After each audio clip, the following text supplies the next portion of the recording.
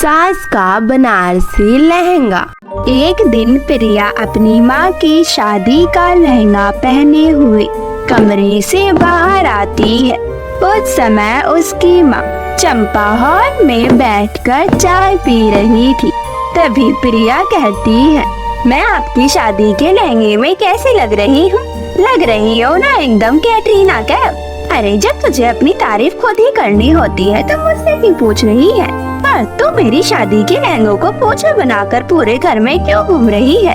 तुझे पता है ना कि ये लहंगा कितना महंगा है? हाँ माँ पता है, आपके जमाने में ये लहंगा 700-800 का ही मिल गया होगा। हाँ तो तुझे पता है उस जमाने में हमारे लिए 700-800 रुपए कितने महंगे होते थे। इसलिए तू मेरे इस लहंगे को पोछा बनाना बंद कर और चुपचाप से मेरे इस लहंगे को अलमारी में रख दे। अरे माँ मैं पहले इस लहंगे में कुछ फोटो तो ले लूं, फिर मैं आपके लहंगे को रख दूंगी। अरे हाँ तुझे तो बस फोटो लेने ही तो आता है। तूने अपने फोटो के चक्कर में मेरा इतना महंगा लहंगा निकाल दिया।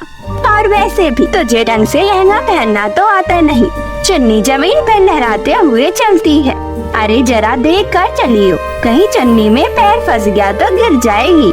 अरे हाँ ये तो मैंने सोचा ही नहीं, पर क्या करूँ माँ, मुझे लहंगे पहनने का इतना शौक है कि मेरा ध्यान चुन्नी पर गया ही नहीं। अरे लहंगा पहनने का इतना शौक है लेकिन ढंग से चुन्नी लगाने तो आती नहीं है। क्या बिना चुन्नी के लहंगा पहनेगी क्या? अरे माता श्री, ये वाली चीज तो आप भी सिखा सकती हो ना, आप मेरे साथ चलिए।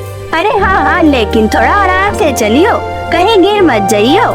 चंपा के इतना कहते ही प्रिया का पैर उसकी चुन्नी में फंस जाता है और वह नीचे गिर जाती है। यह देखकर चंपा अपनी हंसी को रोक नहीं पाती है और जोर जोर से हंसने लगती है, क्योंकि प्रिया एक चंचल और बहुत ही हंसमुख लड़की थी और उसे लहंगे पहनने का बहुत शौक था। इसीलिए वह हमेशा और हर फंक्शन में लहंगे ही खरीदती थी। और ऐसे ही एक दिन वह अपनी माँ के साथ शॉपिंग करने जाती है और वह लहंगे की शॉप पर जाकर अपने लिए एक लहंगा पसंद करने लगती है। तभी उसकी नजर एक पिंक कलर के लहंगे पर पड़ती है जो उसे बहुत ही पसंद आ जाता है। इसलिए वह दुकानदार से कहती है, अरे भैया ये लहंगा तो बहुत ही सुंदर है, कितने का है ये? अरे ये तो 10,000 का है। यह सुनकर प्रिया उस लहंगे पर से अपना हाथ हटा लेती है और कहती है, अरे भैया इतना महंगा लहंगा, क्या इस पे हीरे मोती जड़े हैं क्या? पागल, ये कोई नेट का लहंगा नहीं है बल्कि ये बनारसी लहंगा है। देखिए ये इस लहंगे का सबसे लास्ट पीस है, अगर आपको ये पसंद है तो आप मुझे बता दीजिए, मैं ये पैक कर देता हूँ। अरे नहीं भैया, आप इसे अपने पास ही रख लीजिए, मेरी माँ मुझे 2000 से महंगा लहंगा नहीं दिलवा सकती है। सही कहा तूने, वैसे भी कुछ ज्यादा खास नहीं लग रहा है, चलो हम कहीं और से देख लेते हैं। इतना कहकर दोनों माँ बेटी कुछ देर में शॉपिंग करके घर पहुँच जाती है और ऐसे ही समय गुजरता रहता है। और इसी बीच प्रिया की शादी राहुल नाम के एक लड़के से हो जाती है। शादी के बाद प्रिया अपने ससुराल में हर फंक्शन में तरह तरह के लहंगे पहनती है।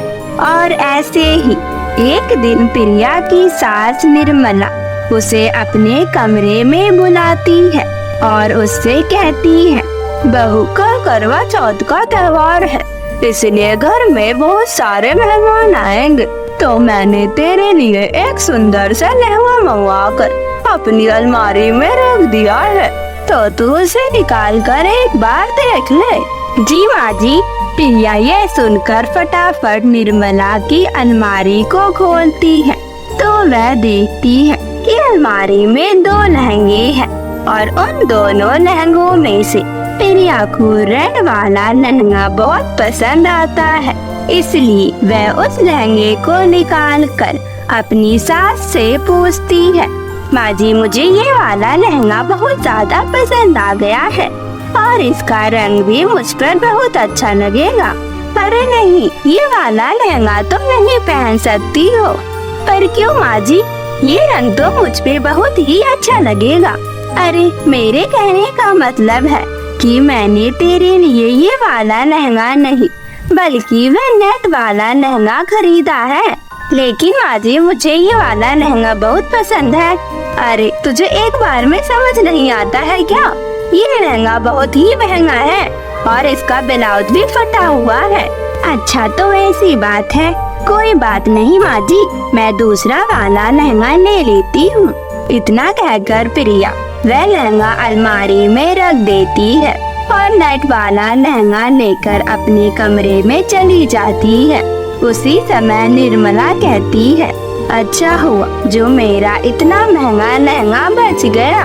अगले दिन करवा चौथ का त्योहार होता है। प्रिया के घर में बहुत सारे मेहमान आते हैं, इसलिए प्रिया उनकी बहुत अच्छे से खातिरदारी करती है। और कुछ देर बाद उसी बीच प्रिया की नंद रेखा भी आ जाती है। प्रिया रेखा को बैठने के लिए कहती है और उसी बीच निर्मला भी आ जाती है। निर्मला अपनी बेटी से बैठकर बातें करने लगती है और उस समय प्रिया मेहमानों के लिए चाय नाश्ता बनाने के लिए किचन में जाती है और उसी समय चाय प्रिया के लहंगे पर गिर जाती है। उसका पूरा लहंगा खराब हो जाता है। अरे हे भगवान, ये क्या हो गया? माँ जी का दिया हुआ पूरा लहंगा खराब हो गया। अगर मैं ऐसे पहन के बाहर जाऊंगी तो माँ जी बहुत गुस्सा करेंगी।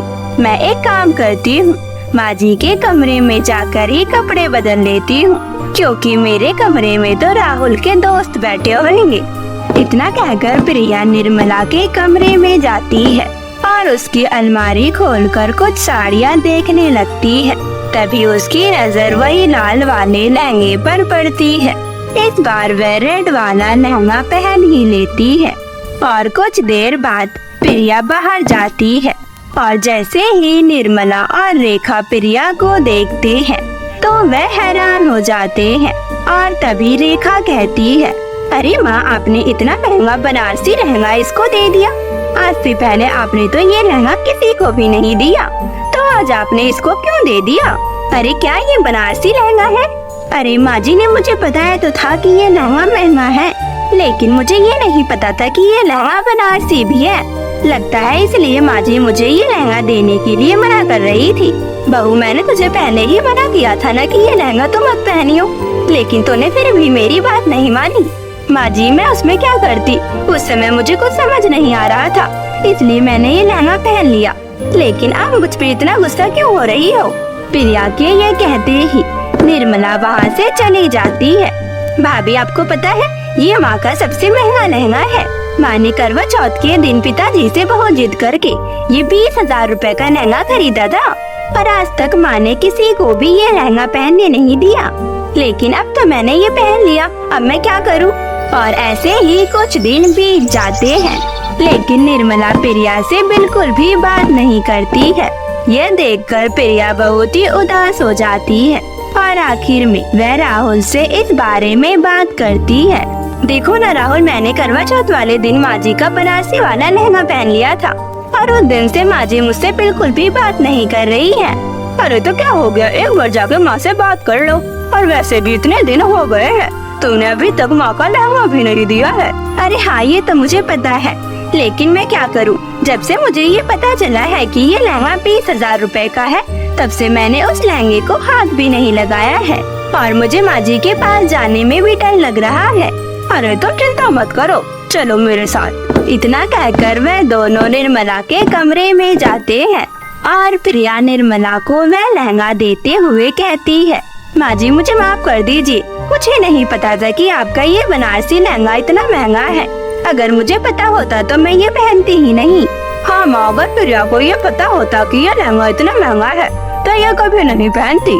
पर कोई बात नहीं बहू, मैंने आज तक ये लहंगा किसी को भी पहनने नहीं दिया और उस दिन जब तूने ये लहंगा पहना तब मुझे पता चला कि ये लहंगा तुझ पर कितना अच्छा लग रहा है।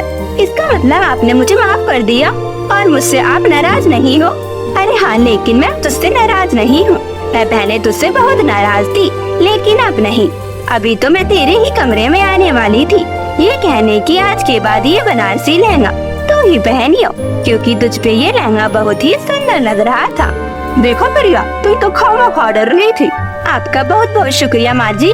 इतना कहकर प्रिया निर्मला के गले लग जाती है।